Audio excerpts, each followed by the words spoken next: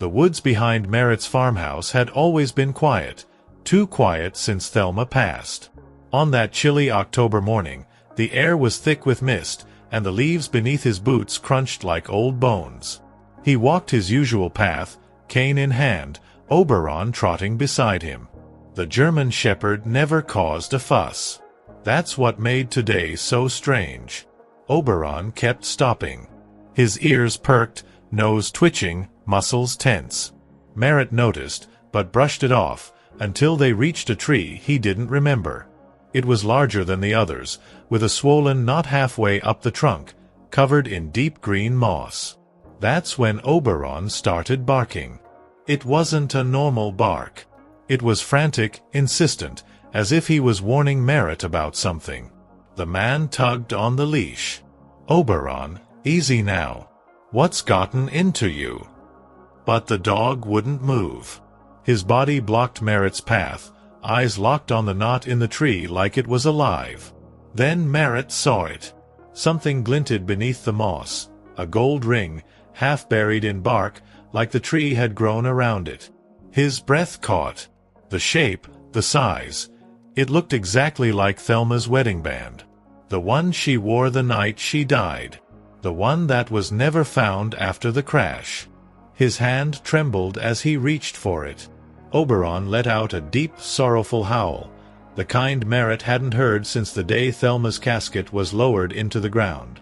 As his fingers brushed the ring, the cold metal sent a strange sensation crawling up his spine. He pulled it free from the tree, and in that moment the forest seemed to hold its breath. Merritt thought it was just a ring. But deep beneath that moss-covered bark, something else was waiting.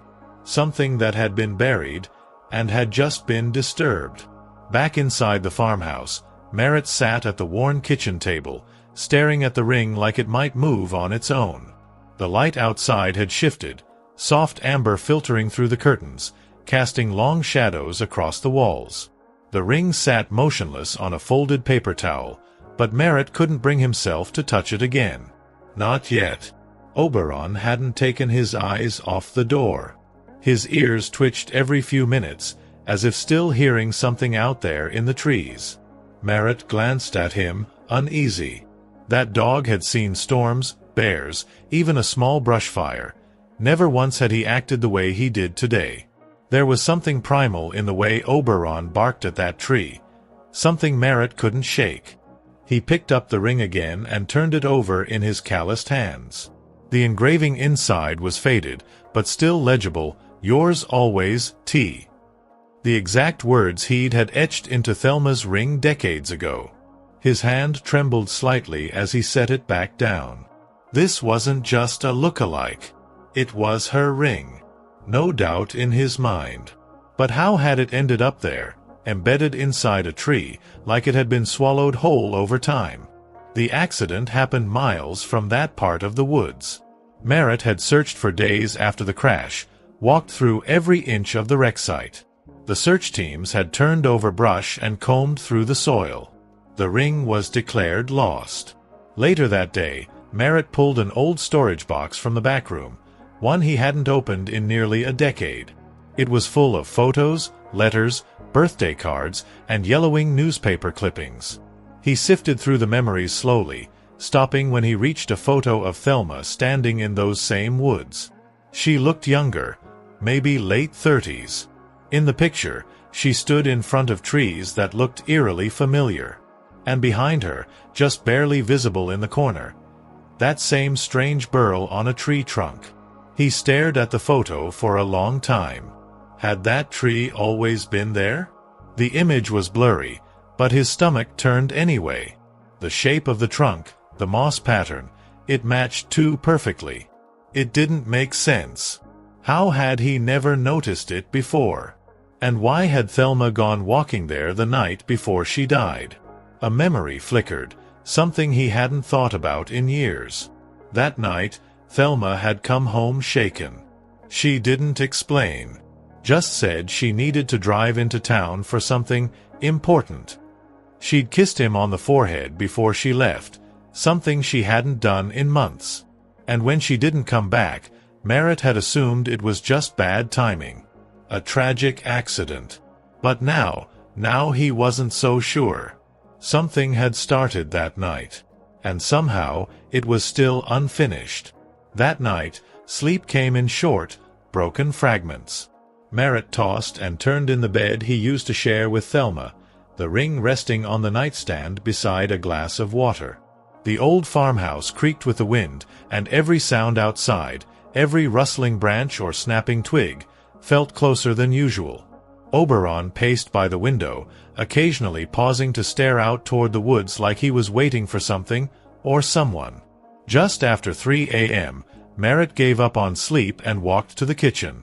He poured himself a cup of black coffee, the kind he used to make for Thelma every morning. As he sat at the table, he noticed something strange: muddy prints near the back door. Not paw prints. They were human. Small. Barefoot. The trail led to the mat and stopped, as if whoever it was had been standing there, just outside. His breath caught. No one had come near the house in months. He lived too far off the road, and no one had a reason to visit. He stepped out onto the porch, flashlight in hand. The beam cut through the mist like a blade. The woods were still. Dead still. But Oberon growled again, low and uncertain, as if he could smell something that didn't belong. Merritt followed the trail for a few yards before stopping at the edge of the trees. He didn't want to go back there. Not in the dark. Not after what he'd found. Still, something tugged at him. A question he hadn't dared to ask. What if Thelma had left that ring there? What if it wasn't an accident at all? Back inside, he pulled out the photo again, the one of Thelma in front of that tree. He scanned the image more carefully this time and noticed something that made his skin prickle, a shadow, right behind her, barely visible. Not a tree. Not her own. A figure, tall and narrow, like a man watching her from a distance. The next morning, he drove into town for the first time in weeks. He stopped by the small historical society, a dusty little building with warped floors and faded photos on the walls. He found a volunteer archivist named Ruth, a woman in her 70s who still remembered Thelma. When Merritt showed her the photo, her brow furrowed. "That tree," she said slowly, tapping the photo. "I know it. People around here used to call it the listening tree. Said it was cursed. People went missing in those woods back in the 50s and 60s. Sheriff chalked it up to animals or getting lost, but folks always said it had something to do with that tree. Said it whispered at night." Merritt sat in his truck outside the Historical Society for nearly 20 minutes after talking to Ruth. The phrase, "the listening tree," kept circling in his mind like a storm that wouldn't pass. It sounded like folklore, something old folks used to scare kids into staying close to home.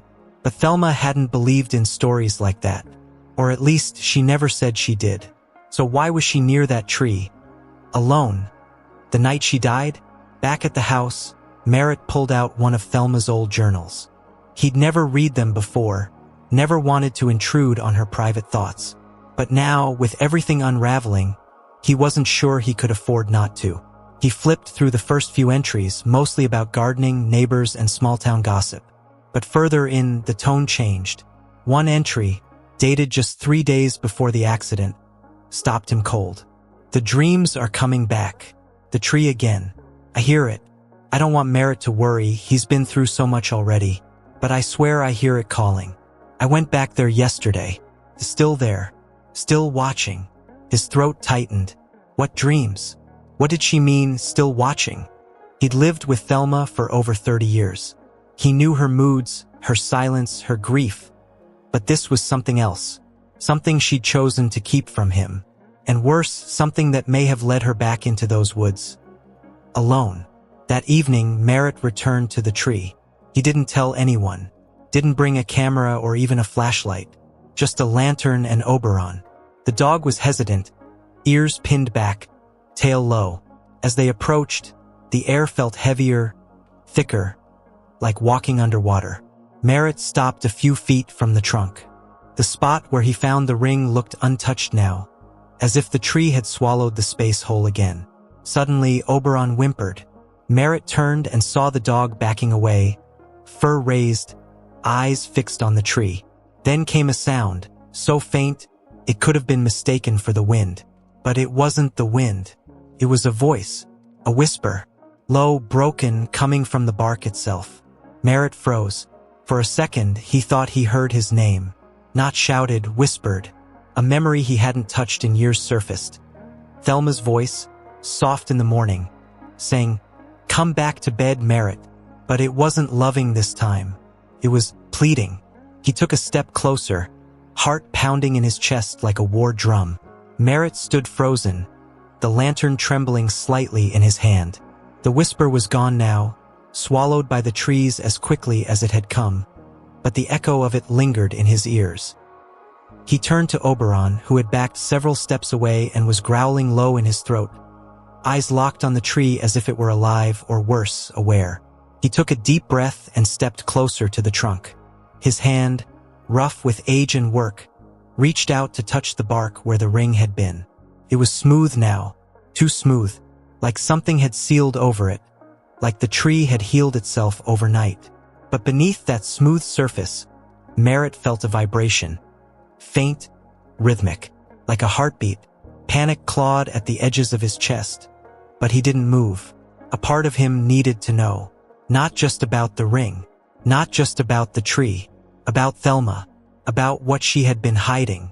The silence in their final year had always haunted him. She had changed, slowly, quietly, and he had let it happen, telling himself it was just grief or age. But now he wondered if it had been something else entirely. Suddenly, the lantern flickered, then died. Darkness collapsed around him like a curtain. Oberon barked sharply, and Merritt stumbled back, heart pounding. In the black silence, another sound rose. A different voice this time. A man's voice, low, guttural, like something crawling out of the earth itself. It spoke only one word: return. The word sank into his chest like a stone. He grabbed Oberon's leash, turned, and ran. The dog followed without hesitation, ears pinned back. They didn't stop until they were halfway home, the forest thinning behind them. Only then did Merritt slow down, lungs burning, his body shaking from more than just exertion. Later that night, he sat at the kitchen table, staring at the blank wall, unable to focus. That voice, it hadn't been a hallucination. It had known him, it had spoken to him, and somewhere, buried beneath the fear, was a deeper truth. The tree wasn't just some cursed landmark from local legend. It was connected to Thelma, to her death, and now it was connected to him. The next morning brought no comfort.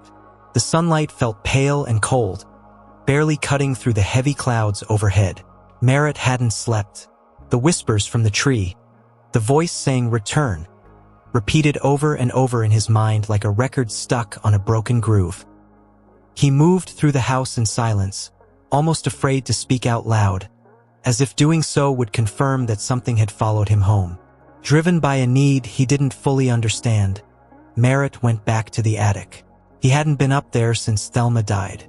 Dust clung to everything like a second skin. The air smelled of mothballs and time. After rummaging through boxes of holiday decorations and old coats, he found a small wooden chest, locked and sealed with ribbon. Thelma's handwriting on a faded tag. "Do not open. Ever." He stared at it for a long moment. She had never mentioned it, never hinted it even existed. The lock was old and weak. He forced it open with a flathead screwdriver. Inside, wrapped in yellowing tissue paper, were a bundle of letters. Some were written in Thelma's hand. Others weren't. The paper felt brittle, like it had been there for decades. Thelma's letters were filled with fear. She wrote of dreams, of waking up in the middle of the night to the sound of trees breathing. She described being drawn to the forest against her will, like something was calling her, whispering her name from beneath the roots. The other letters, the ones not in her handwriting, were older. One, dated 1956, spoke of a woman named Marjorie Holt, who had vanished in the woods after hearing the tree's voice. Another letter warned, "Once it chooses you, it never lets go." Merritt sat back, his pulse thundering in his ears. These weren't just stories. They were warnings, testimonies. The tree, whatever it was, had a history, and Thelma had known. Worse, she had kept it from him. Why? To protect him? Or because she was part of something deeper? Oberon barked suddenly from the living room. A low, alert bark. Merritt rushed over and saw the dog standing at the front window, staring out toward the woods again. Just beyond the tree line, half shrouded in mist, a figure stood motionless. Tall, thin, unmoving, watching. Merritt's breath hitched. He didn't blink, didn't move. Something deep inside him, older than logic, older than fear, told him that whatever was out there wasn't just watching. It was waiting. And now that Merritt had opened that box, now that he knew, it would never stop. Merritt didn't call the sheriff, didn't tell Ruth, didn't mention the figure to anyone. What was he supposed to say? That his dead wife might have been part of something tied to a tree that whispers and swallows voices? That he'd found decades-old letters warning of a presence no one dared name? No, this wasn't something that could be explained. It had to be faced. He packed a flashlight, a small hatchet, and a thermos of black coffee. At dawn, he strapped Oberon's harness on tight and stepped off the porch, his boots crunching through frosted grass. The morning air was sharp, metallic, like the edge of a blade. Oberon hesitated but followed, ears pinned back. They moved in silence, deeper into the forest than Merritt had gone in years. The tree wasn't hard to find this time. It stood out now like it had grown larger, darker, like the forest itself bent around it. The ground beneath was bare, no leaves, no moss, just exposed dirt and twisted roots. The bark looked rougher, like it had shifted overnight. Merritt stepped closer, heart pounding, and placed a hand on its surface. Immediately, he felt it. Not just vibration, something more. Emotion, grief, regret, hunger. It seeped into him like cold water through cloth. Images flashed in his mind. Thelma, alone in the woods, whispering something into the bark. A child's laughter, then silence, and always the feeling of being watched. He stumbled back, gasping, and Oberon barked, snapping him out of it. From the other side of the tree, a voice rose, this time clear. Familiar, female. Merritt. His heart stopped. It was Thelma's voice, not a memory, not a dream. Now, real, echoing through the trees. He ran around the trunk, flashlight beams swinging wildly, but no one was there. Just the forest, the silence. And yet, the air was warm, too warm for autumn, like someone had just been standing there. He spun in place, whispering, "Thelma?" over and over, but the only response was a soft creaking sound, deep inside the tree, like something moving under the bark. And then he saw it, faint, etched into the wood like a scar that had reopened. Return what was taken. The words hadn't been there before. Merritt stared at them, heart pounding. What had been taken? And from whom? Whatever this presence was, it wanted something back, and it had chosen him to deliver it. Merritt sat on the cold ground in front of the tree, his hands buried in the dirt, as if digging might somehow uncover the answer. Oberon paced nearby, restless, ears constantly twitching at sounds Merritt couldn't hear. The forest had shifted. It didn't feel like a place anymore. It felt like a presence. And that presence was watching, waiting. He pulled Thelma's ring from his coat pocket, holding it up to the carved message. Return what was taken. It seemed too simple, too symbolic. But something deep in his chest told him the ring alone wasn't enough. This wasn't about jewelry. It was about something much older. A bargain, a bond, price. The letters had mentioned a woman named Marjorie Holt, gone without a trace after hearing the tree's voice. Merritt had thought that was just local myth, but now it felt personal. And he remembered something else. Thelma had always wanted children. They tried, but it never happened. Doctors couldn't explain it. She never blamed him, at least not out loud. But she had grown quiet after their second miscarriage. Withdrawn. One of the older letters in the attic had hinted at something chilling. It offers what is most wanted, but it always takes more in return. Merritt's stomach turned. What if Thelma had made a deal? What if the thing she'd always wanted wasn't love or peace or even safety, but a child, a legacy? And what if the tree had promised it to her? He stood slowly, heart racing. The whispers returned, soft and curling like smoke around his ears. This time, they weren't threatening. They were pleading. Thelma's voice again. I had to, Merritt. I was desperate. I didn't know what it would cost. His throat tightened.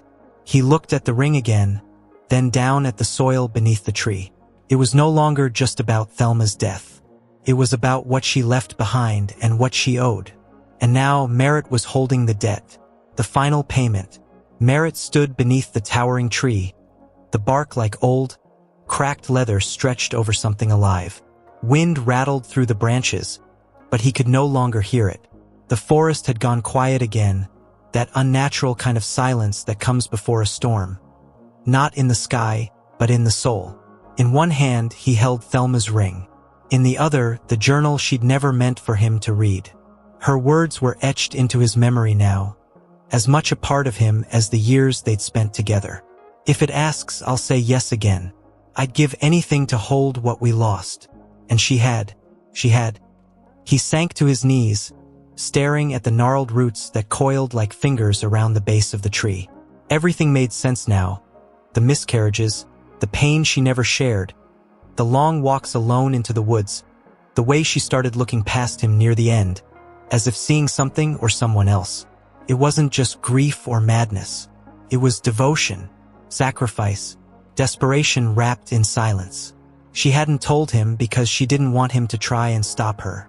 And even in death, she had hoped to protect him from the cost. But the cost had come anyway. It had waited patiently for years. The tree hadn't forgotten. Whatever ancient force lived beneath that bark didn't deal in forgiveness. It dealt in balance. And now, after all this time, it was collecting what it was owed. Merritt felt it in his bones. This wasn't about punishment. It was about restoring the scales. And somehow, he had become the final piece. The voice, now clearer than ever, wrapped itself around him like breath on cold glass. Blood made the promise. Blood must answer.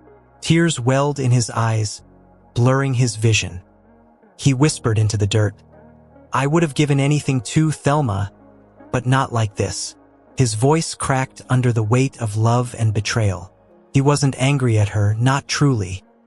He was angry at the quiet suffering she endured, at the way the world demanded so much from those who already had so little left. The years he spent walking through an empty house, clutching her memory like a phantom. He had mourned her death, not knowing he should have also mourned what she became. Oberon let out a low, mournful sound behind him, almost like a warning, but softer, almost a goodbye. The dog moved slowly to Merritt's side, leaning into him, sensing the gravity of the moment. Merritt stroked the animal's head, grateful for this one living connection to the world that hadn't turned to ash and memory. I have to do this, boy, he whispered. You don't have to follow. The ground beneath the tree shifted. A low groan rose up from the roots, like the creak of an old ship beneath crashing waves. And then a voice, not Thelma's, a child's, soft, laughing. Merritt's breath caught. He'd never heard that laugh before, but somehow he recognized it. Come find me, Daddy. His heart clenched. Was it real? Was it the promise Thelma had made? Or was it a cruel echo, a trick? Thelma had offered something. The tree had given something in return. And now, for that gift to remain, a sacrifice was required. Merritt stood slowly, wiping his eyes. He understood now. There was no bargaining left. No escape. He walked toward the tree with the ring in his palm and the final choice in his heart. Merritt stood at the base of the tree, the gold ring trembling in his open hand, the bark before him shifting almost imperceptibly, as if it were breathing. Oberon remained behind him, still and silent, his amber eyes fixed on something Merritt couldn't see. The forest no longer felt like a place. It felt like a presence, pulsing with memory, sorrow, and something ancient. The tree didn't ask again. It didn't have to. Merritt understood what it wanted, what it needed to remain whole. He looked at the ring once more, The light caught its edge, and for a moment, he imagined Thelma's hand again. Strong, graceful, always warm. He had memorized the weight of her touch without even knowing it. And now, in this final moment, he realized that love like theirs didn't disappear. It left marks. In the soil, in the silence between heartbeats, in the bark of trees that remembered everything. He placed the ring at the base of the trunk, gently, reverently, like laying something to rest. As soon as it touched the ground, a soft wind rose from nowhere, stirring the leaves in slow circles. The groaning sound from the tree deepened, not violent, almost mournful. The roots moved slightly, parting just enough for the ring to slip beneath the earth, swallowed whole by time and memory. The voice came again, but softer now. Thelma's voice. "Thank you, Merritt." Just a whisper. Just enough. No more laughter. No more echoes. Only peace. He felt it in the stillness that followed. Not an absence, but a presence without pain. Like something finally let go. Merritt stayed there for a long time, his knees resting on the cool earth, his eyes closed. Oberon eventually came and pressed his head against his shoulder. Together, they sat in silence, not broken, but changed. The burden had been lifted, but the cost would always linger. Love had saved something here. Maybe not everything, but something. Weeks passed. The forest was quiet again. The tree no longer drew attention. No more shadows. No more whispers. Merritt never spoke of it to anyone. But sometimes, when the wind shifted just right, he would stand on the porch, hand on Oberon's back, and listen. Not for fear, but for remembrance. And one night, many months later, a small package arrived in Merritt's mailbox. No return address. Inside was a photograph, a blurry image of a young girl playing near a tree. Her face was turned, laughing. Merritt didn't recognize her, not truly, but deep down, something in him whispered he should.